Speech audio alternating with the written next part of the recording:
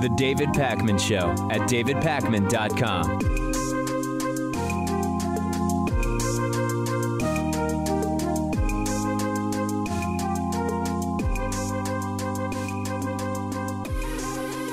I want to have with you today what I hope will be an adult conversation, a serious conversation, and it's a conversation where I want to put aside sort of the partisan politics of evaluating how the current administration is faring. It's a separate discussion from any particular political issue. It's a separate discussion from the perception of Donald Trump internationally, which happens to be very embarrassing, but that's not what I actually want to talk about today.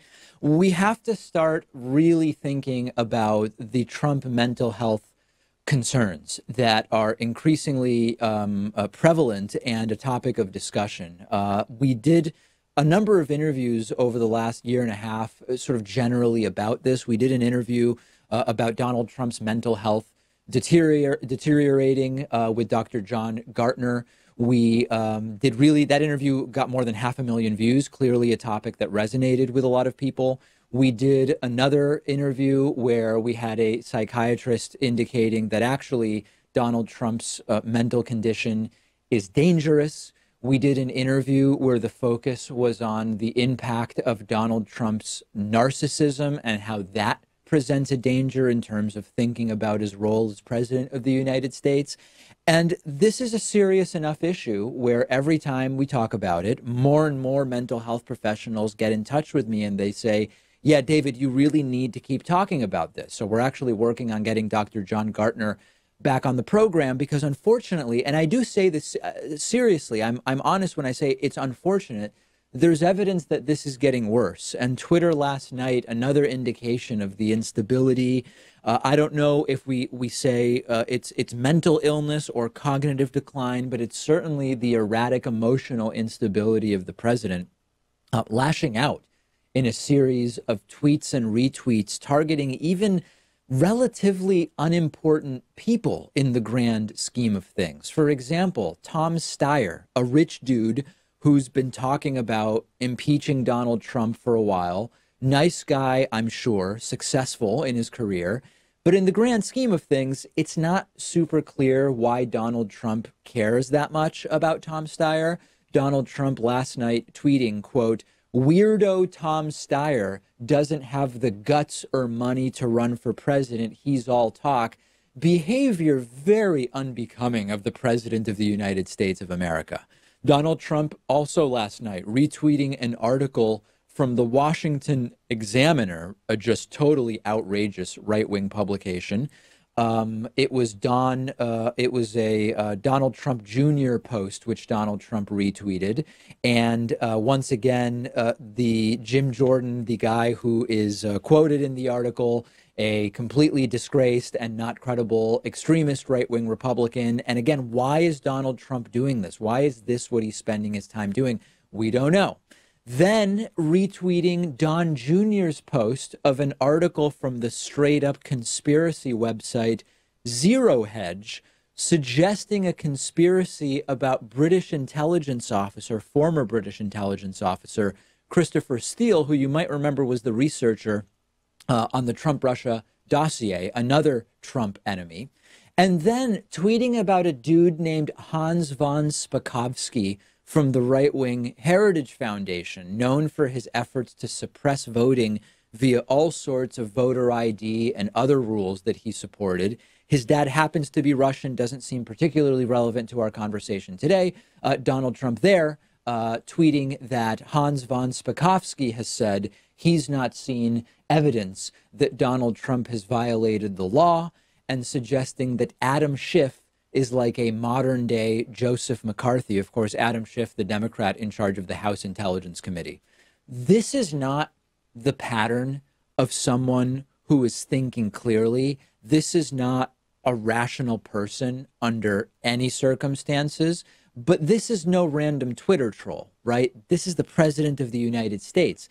Is he taking on the behavior of a trapped rat trying to figure out whether to abandon ship and drown in the ocean or wait it out and ultimately go down with the ship. And that is where increasingly my attention is going. This noose of criminality is closing around Donald Trump. 2/3 of Americans now believe that Donald Trump is a criminal. I'll get to that polling data momentarily.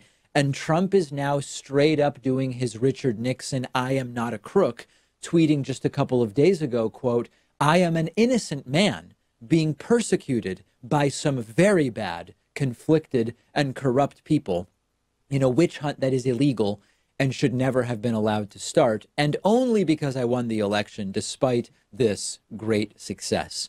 Innocent people normally welcome investigations that will clear them. Innocent people want investigations that will clear them to be carried out without interference and without obstruction so that they can be cleared. They don't do everything under the sun, including committing more crimes, to stop those investigations. This is not the behavior of an innocent person, but more importantly, this is not the behavior of a mentally healthy or stable person. And we're going to be talking to Dr. John Gartner about this again coming up pretty soon.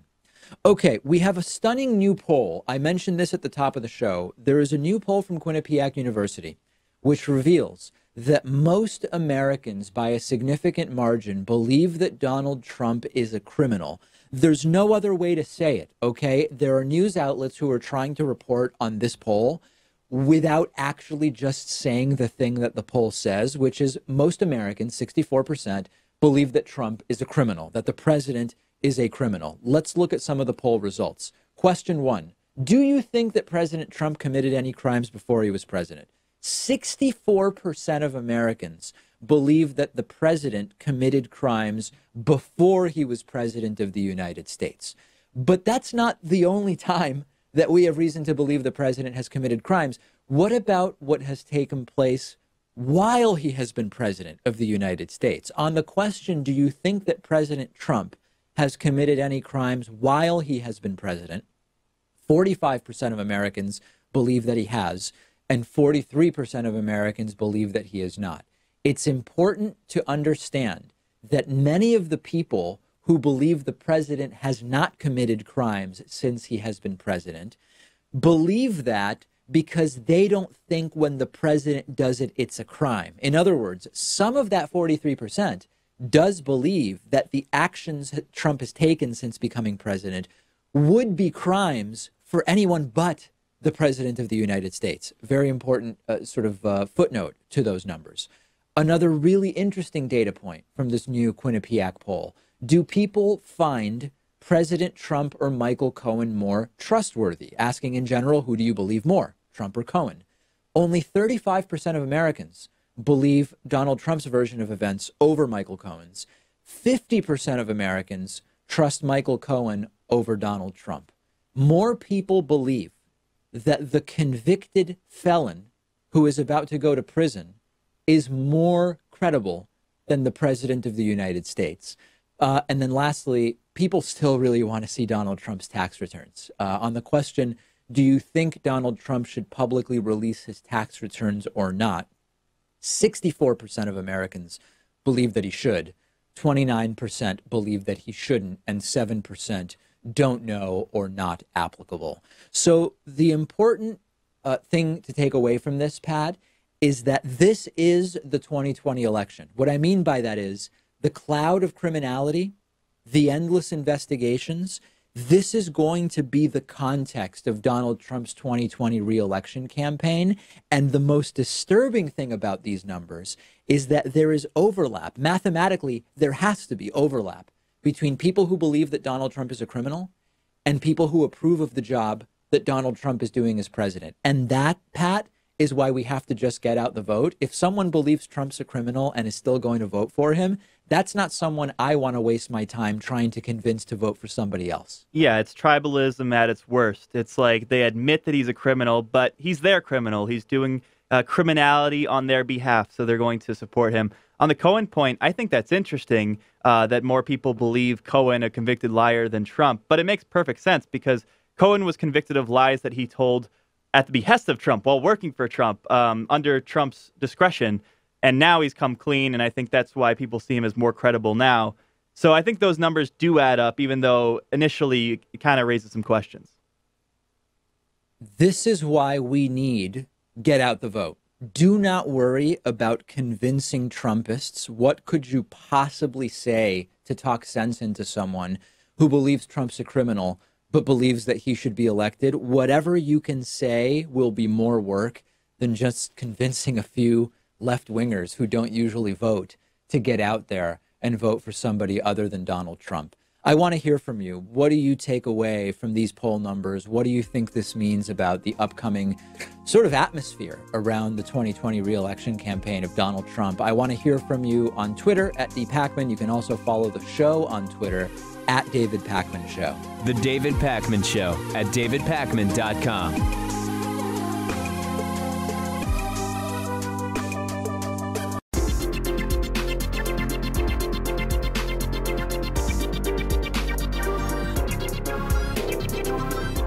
The David Pakman Show at davidpakman.com. Today's new member of the day is Kyle Page. Kyle, thank you for being a David Pakman Show member. Really appreciate your support. Also want to say thank you to today's longtime sustaining member of the day, Thomas Amin, who has been with us almost 5 years. We actually have a couple of people who are getting very close to their 9-year, what am I doing? 9-year anniversary. I know how to count fingers, trust me. 9-year anniversary of membership with the show. Isn't that absolutely incredible? We'll be naming some of those people. We will be naming names, by the way, starting in April. That's when some of their 9-year anniversaries come up. Join them at www.joinpakman.com. Save 40% if you want by using the coupon code This Is 2020. And if you want to, as I like to say, throw $1 at us, you can go to patreon.com/David Pakman Show and just pledge $1 a month. It's $12 for the year for hundreds and hundreds of hours of what I consider to be pretty okay programming. Okay, it's time for Hatriot Mail. Hatriot Mail is when a professional voiceover artist does interpretive readings of the crazy, crazy Hatriot Mail that I get. Quick reminder about what we're talking about when we talk about Hatriot Mail. Hey, let's face it. The only logical response to guns is more f***ing guns. Hatriot Mail. Written by patriots who hate David Pakman. Because America. And because freedom.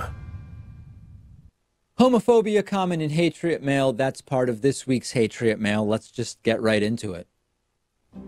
You are a hater of God's word and a persuasive con man with false intelligence. You mock that what is good, and you will be severely punished for the filth you spew.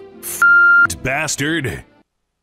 You know what's interesting? There's been a lull in what I guess I would call religious Hatriot Mail, and I don't know if it correlates with Trump being less of the sort of evangelical conservative Republican, and as a result, the types of hate mail that I've been getting are less the type of thing that we would receive under George W. Bush's presidency. I don't really know exactly what to make of it, but the religious component of Hatriot Mail has been less and less common, being against God's word and sinning and going to spend my life an eternity in hell and all of that other stuff, but sort of refreshing in a way to get back to the good old-fashioned sort of Christian hate that we became accustomed to towards the end of Bush's presidency and during Barack Obama's. But I'm not exactly sure what's responsible for it. What I can tell you is that using the coupon code Hatriot40 will be responsible for many Hatriots crying because their criticisms will, rather than inspire hatred of the show,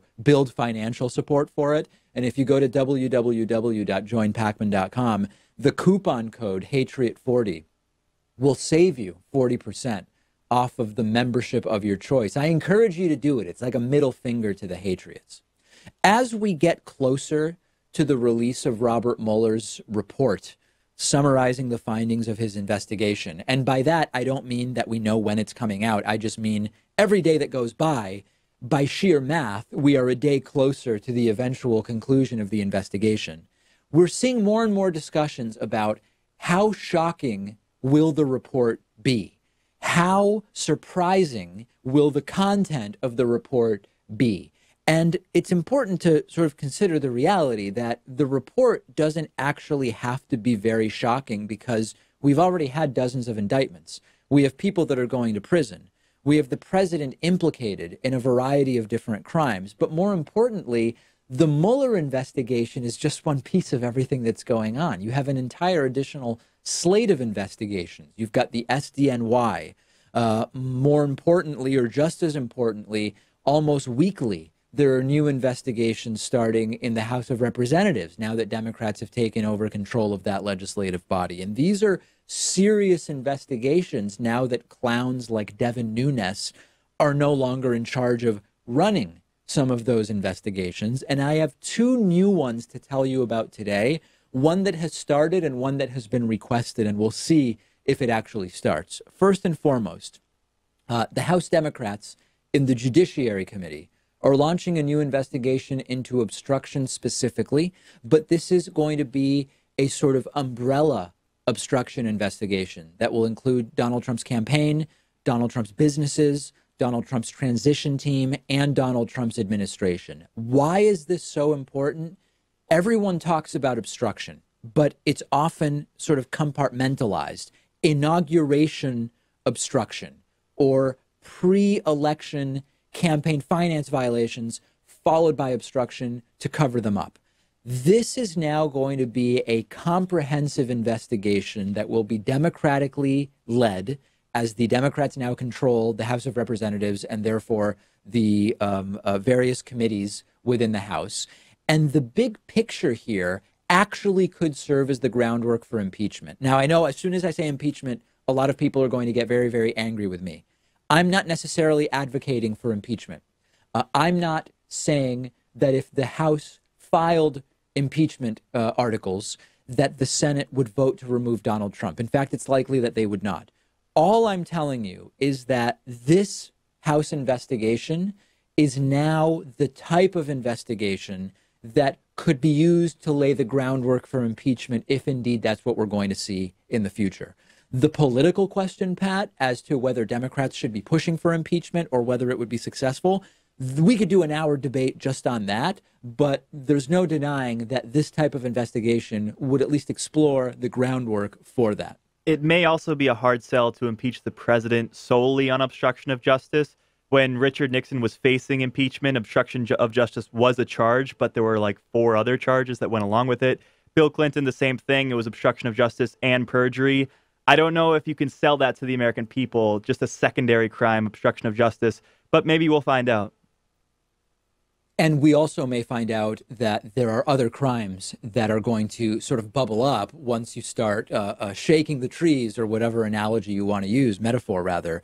Letters have been sent to 81 people, including all sorts of Trump's associates and family members. They have 2 weeks to respond to these requests. Of course, the lawyers for all of these 81 people and entities will immediately start making a ton of cash, billing hours for their work on these demands. They always seem to come out ahead, but that's what they get paid for.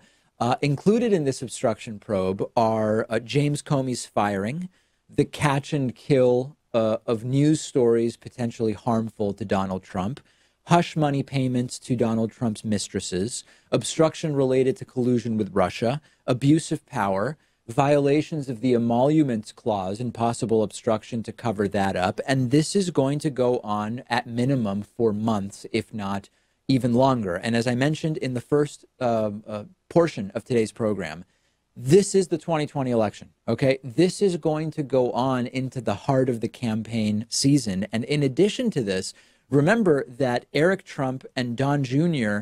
are part of the new House Judiciary probe. We are also now seeing demands for an investigation into how Donald Trump's son-in-law, Jared Kushner, and Donald Trump's daughter, Ivanka Trump, got security clearances. Congressman Ted Lieu and Don Beyer have put together a letter sent to Donald Trump's attorney general calling for a criminal probe into how Kushner obtained that security clearance.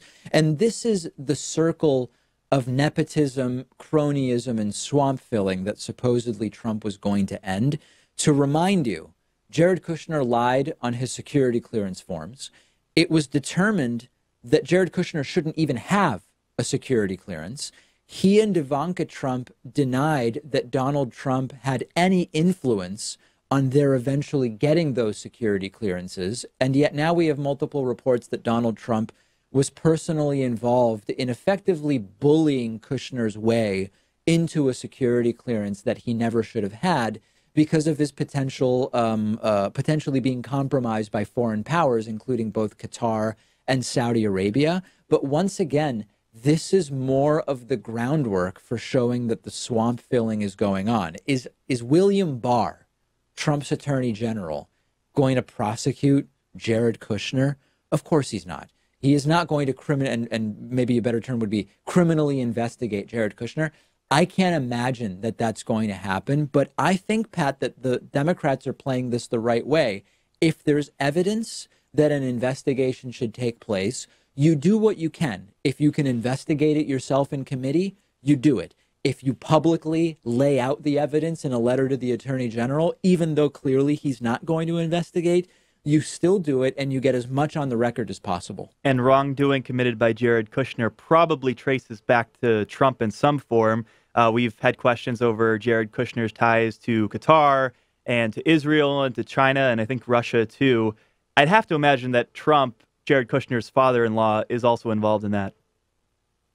Yeah, involved or just kind of implicitly or deliberately ignorant and standing aside. That's always kind of a question for Trump. And I know that whenever I mention that, a few people will write to me and they'll say, David, don't excuse Trump's behavior by saying he's merely standing aside and kind of the patsy, I think a better word would be. He clearly knows what's going on. He's always so involved with everything that his businesses have been up to. He knows everything that his campaign was up to as well. That may be the case, but these campaigns are far-reaching. And as a merely practical matter, I wonder whether Donald Trump even understands all of the things that people like Jared Kushner were up to. This is going to be what the entire reelection campaign for Trump is going to be like. There are going to be Republican primaries going on, and simultaneously, there will be investigations going on. Trump's son-in-law will be under scrutiny. Trump's daughter is going to be scrutinized for her possible lies. They have only themselves to blame. It's not going away. And if it helps remove Donald Trump from the Oval Office in 2020, then it's all a good thing. Please follow The David Pakman Show on Instagram at David Pakman Show. Behind-the-scenes pictures, polls, highlighted comments from the audience, and a lot of really great stuff. We'll take a quick break. I will speak next to Alexandra Natapoff about the misdemeanor industrial complex of the American judicial system. I think it should be a really interesting conversation. The David Pakman Show at davidpakman.com.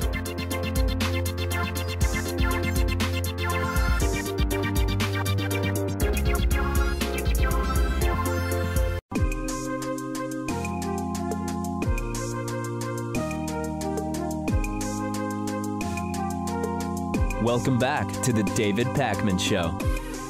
It's great to welcome to the program today Alexandra Natapoff, who is professor of law at the University of California, Irvine, also author of the book Punishment Without Crime: How Our Massive Misdemeanor System Traps the Innocent and Makes America More Unequal.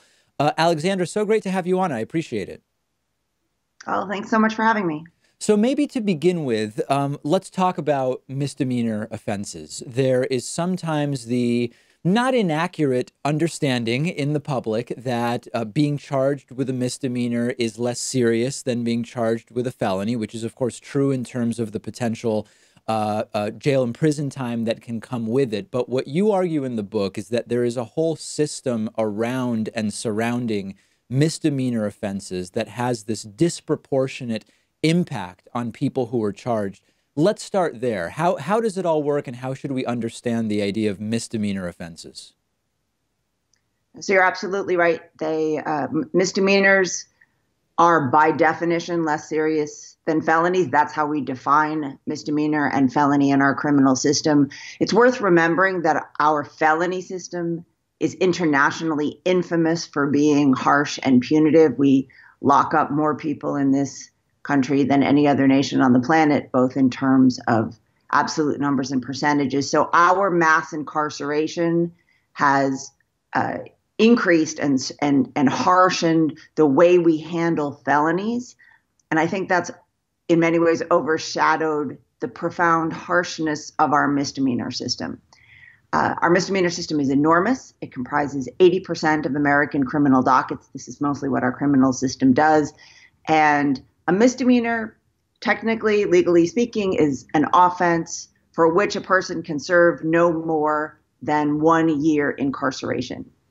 Even that definition is a little broad. There are 2, 3, 4-year misdemeanors, but the basic idea is that there is an enormous world of low-level offenses for which people are indeed punished less harshly than felonies, but there are millions of them, and we are punishing people often quite harshly for their entire lives based on low-level conduct, based on minor crimes, minor behavior, disorder crimes, low-level theft crimes, sometimes things we don't even think of as crimes, loitering and spitting and jaywalking. And this is the bulk of what our criminal system does to millions of people every year.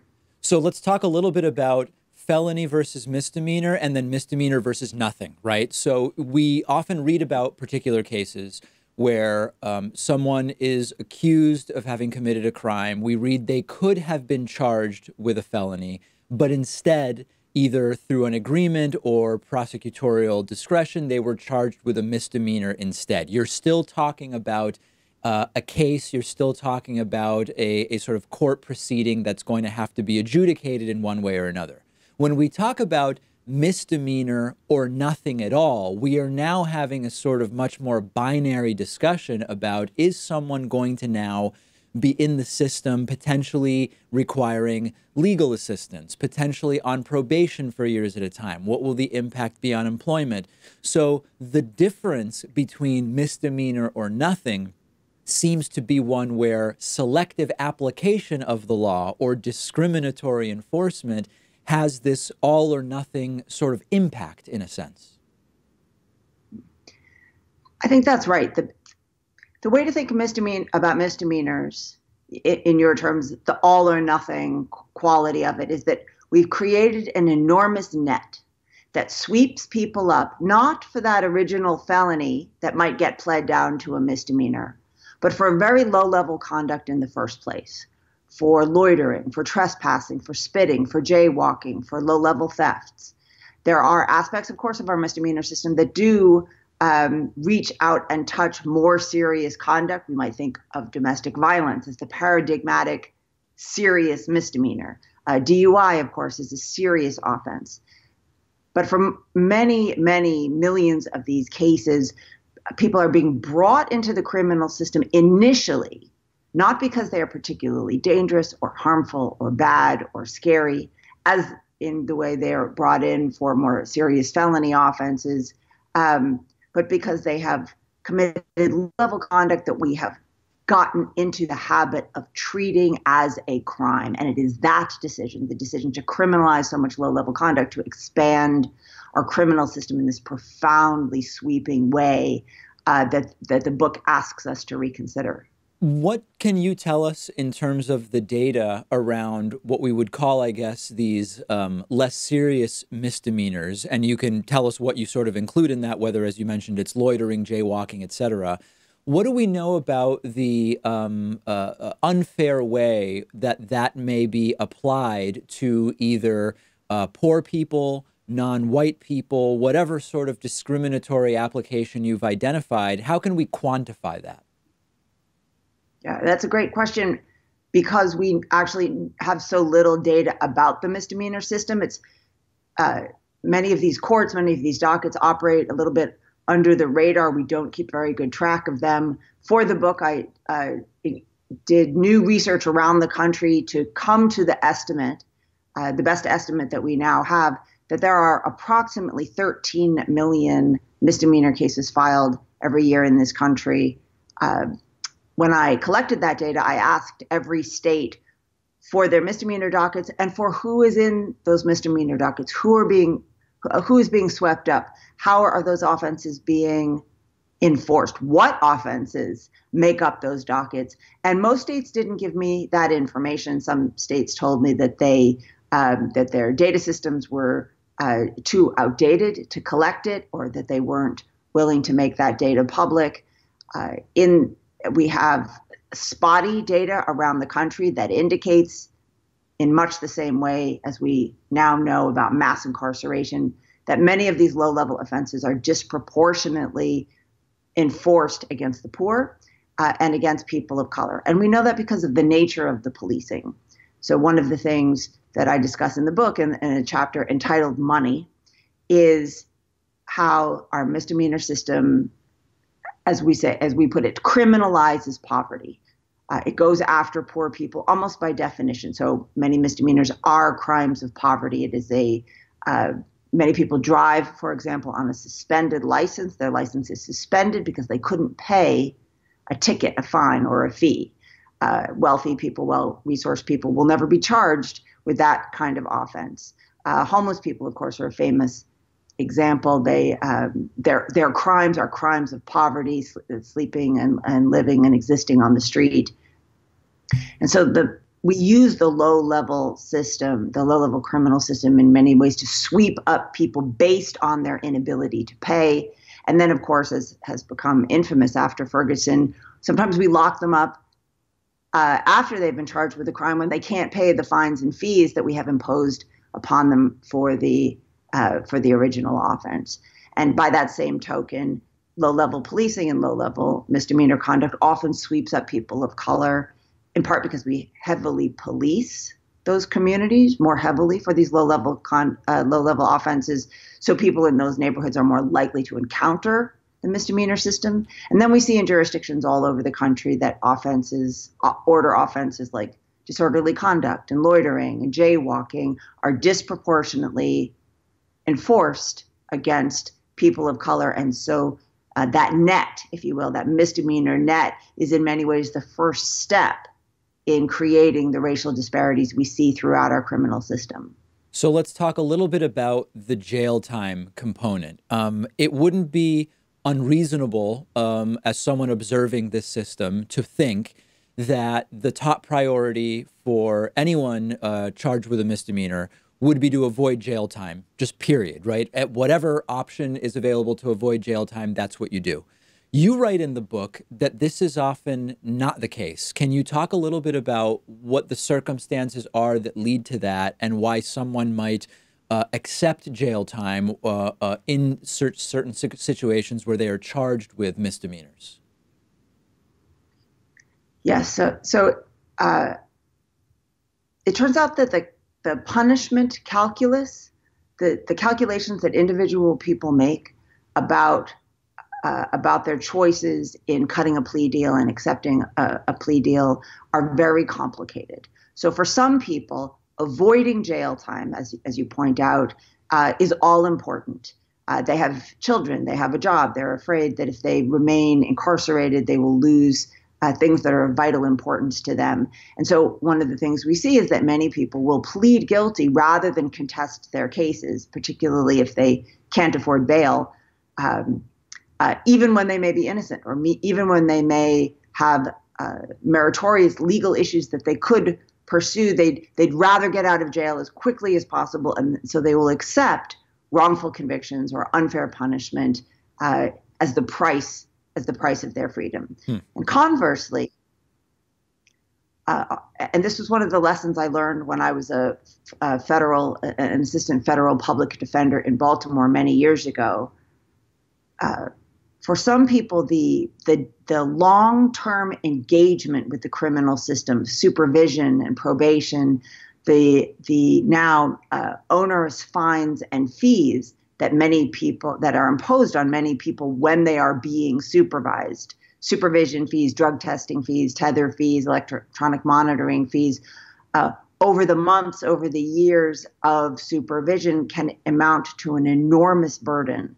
Being on probation is deeply intrusive. Your house can be searched. You have to check in with your probation officer. You can't change jobs. You often can't leave your jurisdiction. And so for many people, they would rather suffer through the the burden and the weight of being incarcerated for a briefer period of time rather than turning their lives and their liberty and their privacy over to the state for a long period of time.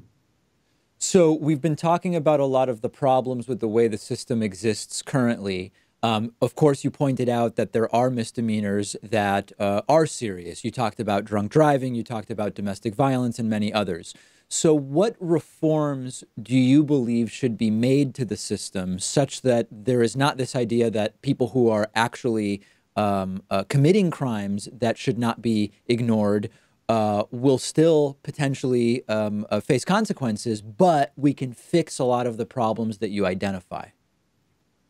Yeah, I think that's the right way to think about it. We have this enormous system that's incredibly important. We need a functional misdemeanor system that can respond properly and fairly and legally to low-level harms. And we have overwhelmed it. We fill it with chump change cases that might not have been brought in the first place if, for example, courts and probation offices and prosecutorial offices and sheriff's departments were not reliant on the revenue source from those low-level offenses. In effect, we have created dysfunctional incentives, making it rational for many criminal justice institutions to want to expand the misdemeanor system to include many low-level offenses to the detriment of the integrity of the entire system. And as you say in the book, I make a number of suggestions about the kinds of reforms we can engage in. They are not pie in the sky reforms. They are being engaged in many jurisdictions around the country, actually, in cities and towns and states, in a kind of retail way. But the takeaway, the heart of the matter, is that we can shrink the system. That we do not need to be. Indeed, we should not be using our low-level criminal system, this vitally important public institution on which we all rely, to raise money, to be a revenue source for criminal justice institutions. We shouldn't use it to criminalize poverty. We have better tools at our disposal through the welfare system to handle people who are suffering from homelessness, who have mental health issues, who have substance abuse problems, to maintain to enforce gentrification boundaries. Many times we use low-level order maintenance policing to clear corners or to control the appearance of neighborhoods, not because these offenses are harmful, not because these people are criminals, but because neighborhoods are gentrifying or downtowns are gentrifying, and these are ways of enforcing those economic boundaries.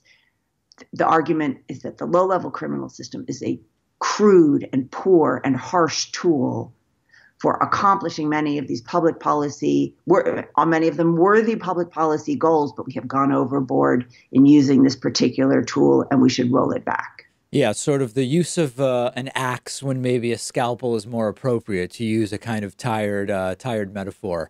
The book maybe is called, yeah. Maybe. The book is called Punishment Without Crime: How Our Massive Misdemeanor System Traps the Innocent and Makes America More Unequal. We've been speaking with the book's author, Alexandra Natapoff, professor of law at UC Irvine. Thank you so much for talking to me today. Oh, thanks so much for having me. The David Pakman Show at davidpakman.com.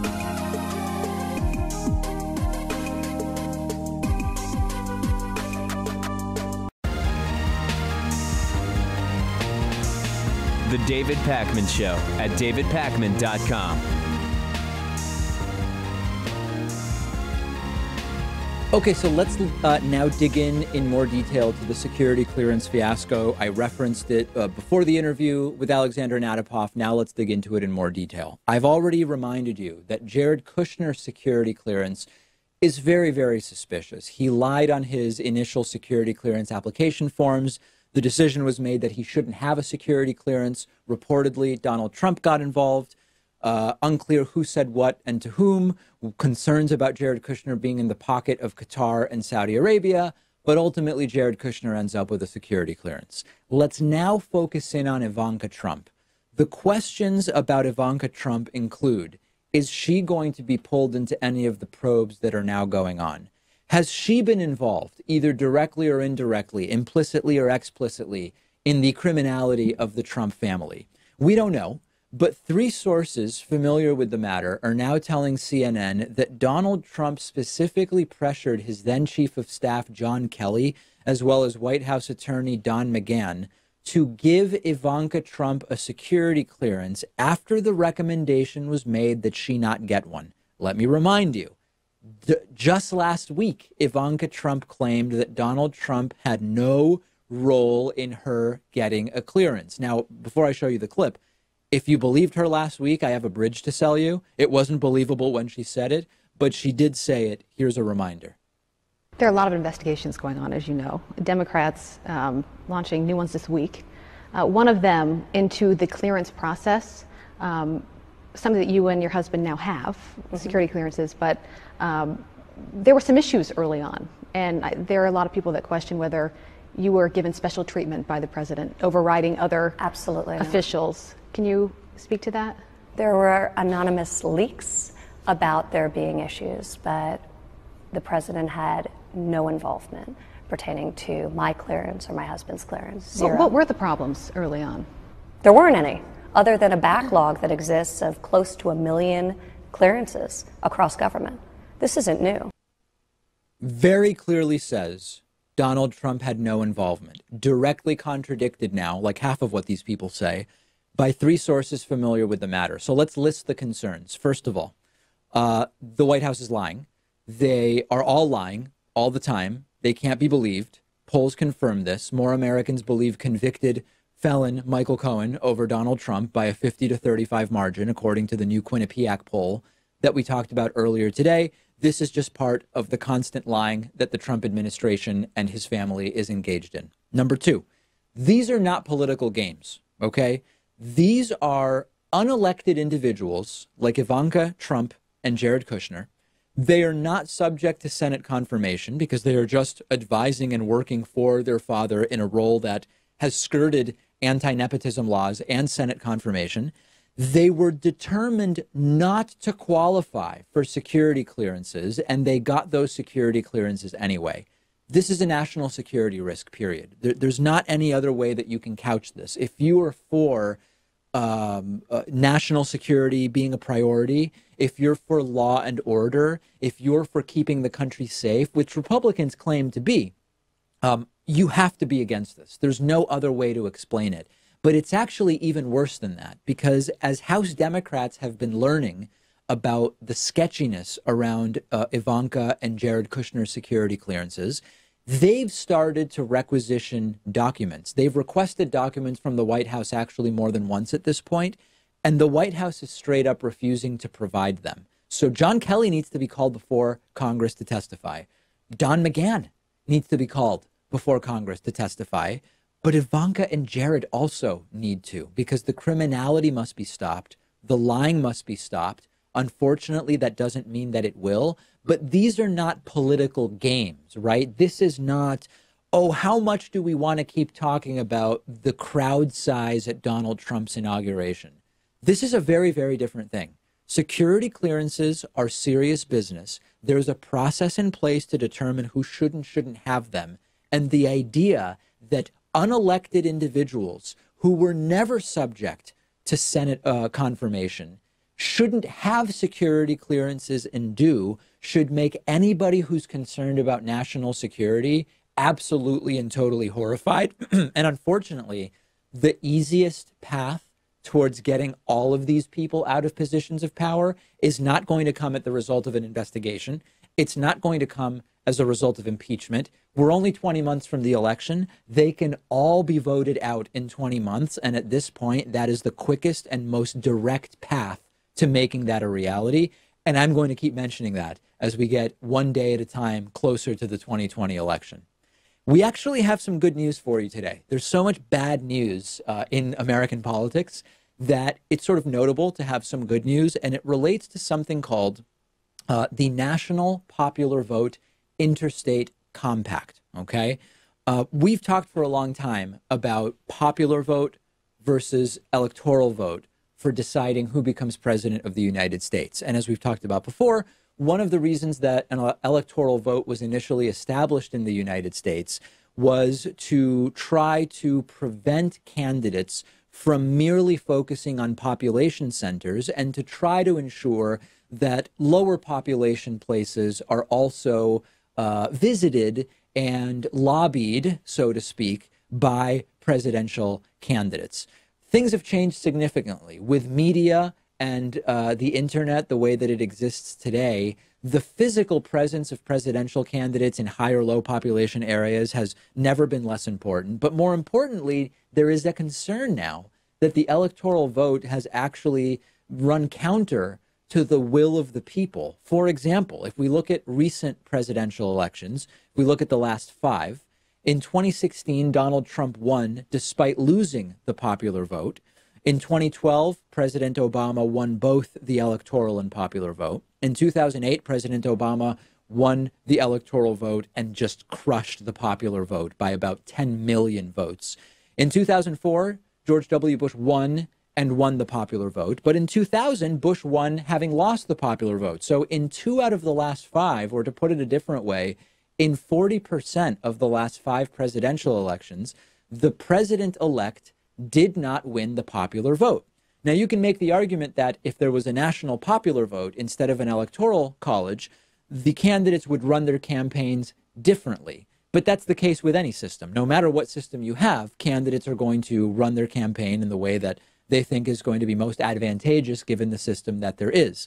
Now, how could we get rid of the electoral college? One way, which is really difficult, is a constitutional amendment.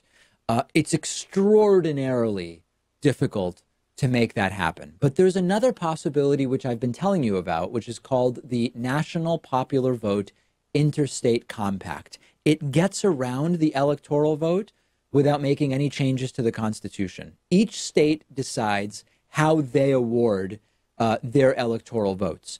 And what states can decide is to award their electoral votes not to the candidate that wins their state, but to the candidate that wins the national popular vote. Constitutional, because states have a lot of power in deciding how they are going to award their electoral votes. The problem is an issue of math. You need 270 electoral votes to win the presidency. So until you have enough states signing on to the NPVIC such that they have 270 electoral votes, it doesn't go into effect because there would be no point. It wouldn't work. Currently, there are 11 states plus Washington, D.C. that have signed on to the NPVIC. 172 electoral votes in total. That's 98 short of the number required. Now, these are all blue states so far, and that makes sense. Why would red states join the NPVIC if they correctly perceive that it would help Democrats and hurt Republicans? It's likely that Delaware would sign on at some point. That's only worth 3 electoral votes. But the big news that I have for you today is that Colorado is now expected to join. They have 9 electoral votes, and that would get us to 181, closing the gap to only 89 remaining to get to 270. The reason Colorado is so important is because it's not a super blue state by any means, the way that most of the other states that are part of this compact are. It's more of a swing state.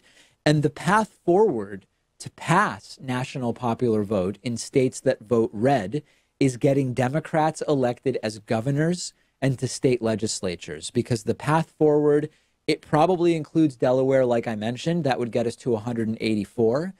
This has already passed the House in New Mexico, still needs to pass the Senate. That would get us to 189. You have Maine, Nevada, and Oregon considering national popular vote bills. That would get us to 206. But you've still got a lot more. And ultimately, we've been talking about the lack of democratic organization at the state level in many, many states. This, Pat, is another way in which it could completely change the way politics is done in the United States of America. Even states that vote for Republicans consistently in presidential elections are subject to having Democratic governors or Democrats controlling state legislatures. And if they do, all of a sudden, national popular vote legislation is on the table. I do think it's possible that red states will eventually tag along because while the Electoral College has screwed Democrats in 2 of the last 5 elections, it could potentially screw the Republicans too. Like, let's say a Republican candidate wins the popular vote but loses the Electoral College. That almost happened in 2004 with John Kerry and George W. Bush. And with the way that demographics are shifting, it's possible that Democrats are soon going to be guaranteed New York, California, and Texas in every election, which would make it really hard for a Republican to win. So if we give it time, I don't know how many election cycles it'll take, maybe 3, 4, 5. I think we can get there. I think we can get all the states on board with this compact. Yeah, Texas is an interesting one because it's one of those that there's a project, there's an initiative, the Make Texas Blue project. There's new polling out of Florida that Florida may be becoming, rather than a swing state, a reliably blue state. And some of those demographic changes definitely could change red state willingness to switch to a popular vote.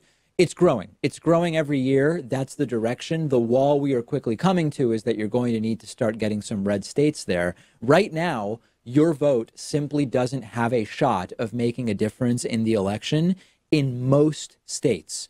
Let's make every vote matter directly by instituting a national popular vote. Okay, we have a voicemail number, 219-2-DAVID-P. I'm worried about Troy York. Troy York is a longtime caller who often calls in with different characters. He has a Hispanic character whose name is like Luis something or Ramon Ramos or something like that. He has a black college character called, I think it's like Jamal Jenkins or something like that. He has all these characters he plays. He's a right-wing extremist. He left a voicemail this morning or maybe late last night. And I'm actually really worried about Troy York. Take a listen to this. He doesn't sound good.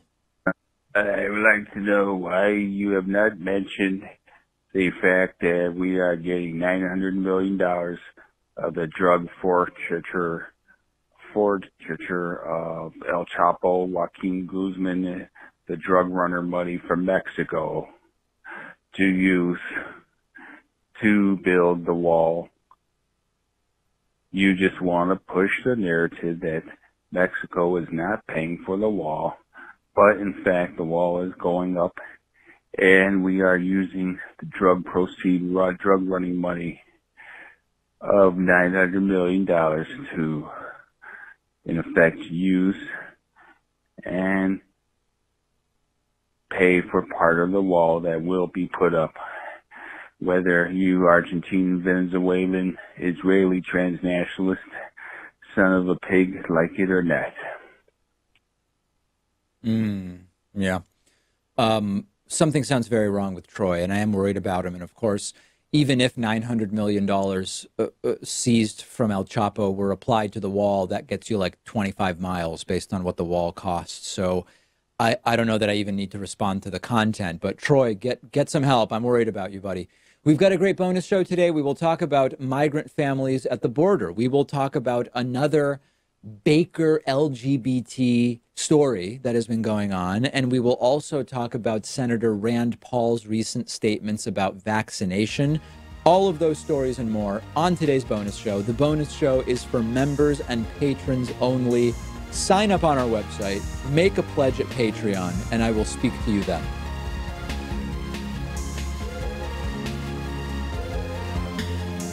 The David Pakman Show at davidpakman.com.